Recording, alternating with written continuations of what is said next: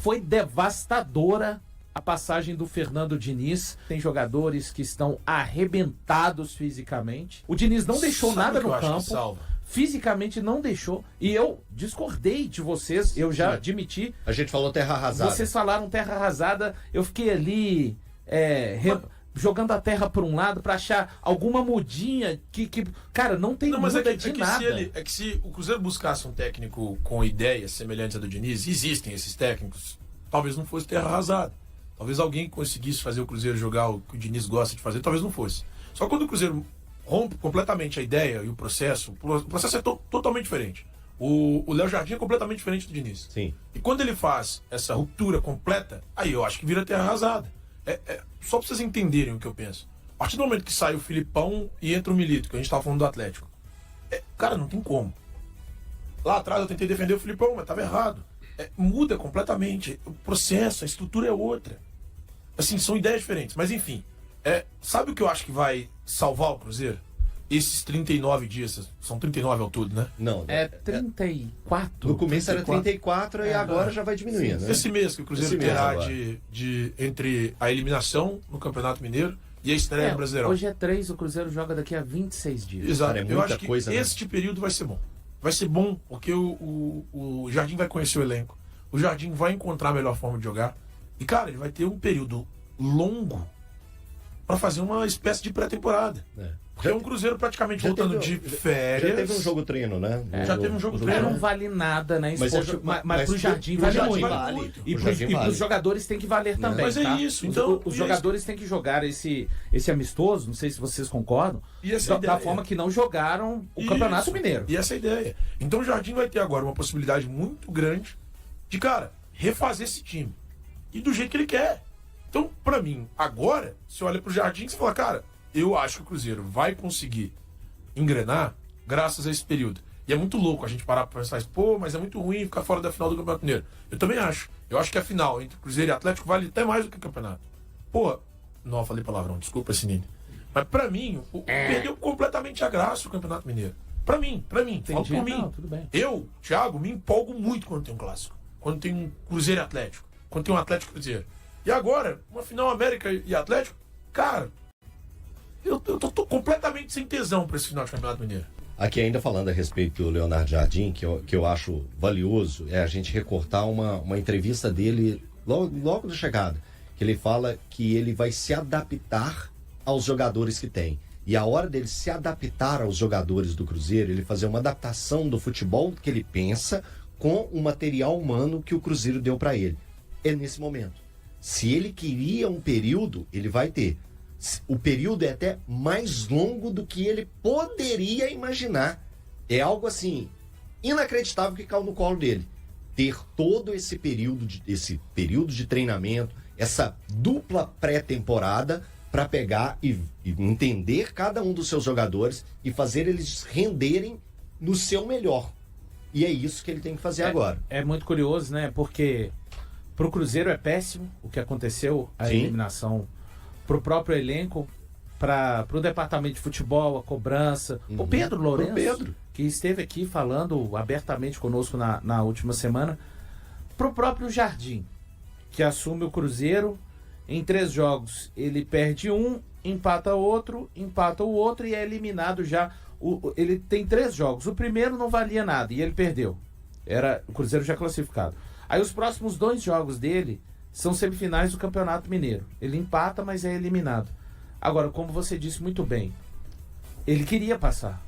Sim, mas lógico. Ele, olhando racionalmente pro tanto de trabalho que ele já detectou em tão pouco tempo no Cruzeiro, é um bônus esses dias pro trabalho dele. Agora, sabe o que eu acho? Não é passando pano pra eliminação, não. Não é passando pano pra eliminação. Você tira uma pressão que existia de ganhar o Campeonato Mineiro. O Cruzeiro teria essa pressão na decisão. É óbvio, virou crise. A semana passada inteira foi falando de Cruzeiro e crise. Então, assim, vira crise. Mas você tira uma pressão completa de ganhar o Campeonato Mineiro. Você tem 30 e poucos dias, cara, pra ajustar todo e qualquer problema.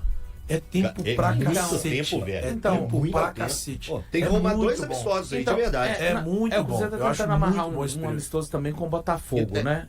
Seria um lá e um aqui? Não, aí não sei se seriam dois jogos ou um, tá. ainda não sei. Mas o Cruzeiro está trabalhando nisso. Notícia até que foi também trazida pelo Central da Toca. Cara, será que a gente não corre o risco de colocar responsabilidades muito além na conta do Jardim? Igual e eu pego por essa frase aqui que o Thiago tá falando. Pô, Por quê? vamos lá, 34 dias é tempo para arrumar todo tipo de problema. Será? Mas Não, pensando, vamos lá, pensando Eu no futebol, pensando que os clubes têm, é algo que eu não lembro de ter acontecido com o Cruzeiro. O Cruzeiro tem um período tão longo. Nem a pré-temporada tem esse período. Tudo bem, senhores, mas assim, vamos lá. O Jardim tá trabalhando incessantemente. A gente tem notícia que ele tá praticamente dormindo e acordando na Toca da Raposa. Os jogadores jogaram no sábado, esse amistoso lá contra o Sub-20, venceram de 7-0. O elenco folgou domingo, folga hoje, folga amanhã, quarta-feira, todo mundo tá de volta. E se as coisas... É porque o futebol, ele às vezes, ele não é tão... Ele não é matemático igual a gente. Você tá entendendo o que eu tô falando? Sim. A gente pode até começar a ver Você tá falando diferente. assim, se o Cruzeiro não se apresenta bem no primeiro jogo do Campeonato Brasileiro. Não se apresenta bem, mas e os tais resultados? Peraí. Assim, Vamos ó, com o que calma. eu penso, Vamos com calma. a equipe do Cruzeiro, os jogadores, o planejamento de campo do Jardim tem que estar ok nesse tempo. Claro. Agora, os processos de fora, que ele Exato. citou muito bem, Exato. que estavam todos deturpados, que ele pediu uma lista de como os jogadores que estão emprestados estão se saindo Sim. e não recebeu, isso aí leva mais tempo, naturalmente. Mas dentro do campo, o Cruzeiro pode até vir a perder para o Mirassol. Mas não pode ser porque não... Desorganização. Os jogadores Não pode ser por exatamente. desorganização. Porque, com sinceridade, boa parte da torcida do Cruzeiro olha pro Leonardo Jardim como a grande esperança do ano. Mas não ele é a não grande são nem esperança. mais os Mas jogadores. você acha que ele não é? Mas olha só, e aí? Aí a gente vai... Não, ele é de tentar arrumar... Entendi o que você quer dizer, que tá os entendendo? jogadores deixaram de ser essa grande esperança. Isso. Não, mas... Porque houve uma inversão porque no Cruzeiro, do início Cruzeiro, da temporada. aconteceu o que acontece no Brasil Estamos no modo no geral. início ainda, né? Aconteceu o que acontece no Brasil de modo geral. O ano só começa depois do carnaval, esquece. Jogadores do Cruzeiro foram convocados pela seleção brasileira para o Campeonato Sul-Americano Sub-17.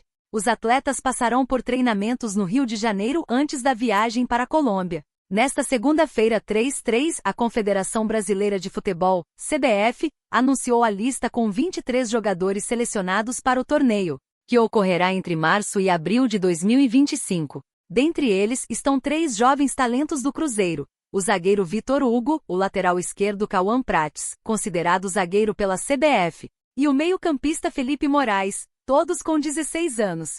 Os 2 últimos têm se destacado nos treinos do time profissional na Toca da Raposa 2. Neste mês, os convocados irão participar de um período de 2 semanas de treinamento sob a supervisão do técnico Dudu na Granja Comari, em Teresópolis, no Rio de Janeiro. A equipe tem partida marcada para a Colômbia no dia 25. Atualmente o Brasil, que foi campeão em 2023, está no grupo B do Sul-Americano, que conta com as seleções da Venezuela, Uruguai, Bolívia e Equador. A estreia da equipe acontecerá em 28 de março, contra o Uruguai, às 21 horas, horário de Brasília, no estádio Jaime Morón, em Cartagena. O grupo A é composto por Colômbia, Argentina, Chile, Peru e Paraguai. As 2 primeiras seleções de cada grupo avançarão para as semifinais, que estão programadas para o dia 9 de abril, também em Cartagena. As 7 seleções que se classificarem garantirão vaga no Mundial, que a partir deste ano, será realizado anualmente e contará com 48 participantes, sendo sediado no Catar até 2029. O primeiro torneio está agendado para ocorrer entre 5 e 27 de novembro. E aí, galera? O que acharam? Deixem nos comentários. Não se esqueçam de deixar o like e de se inscreverem no canal e acionar o sininho para receber as notificações. Até mais, Nação Celeste! Vamos pra frente!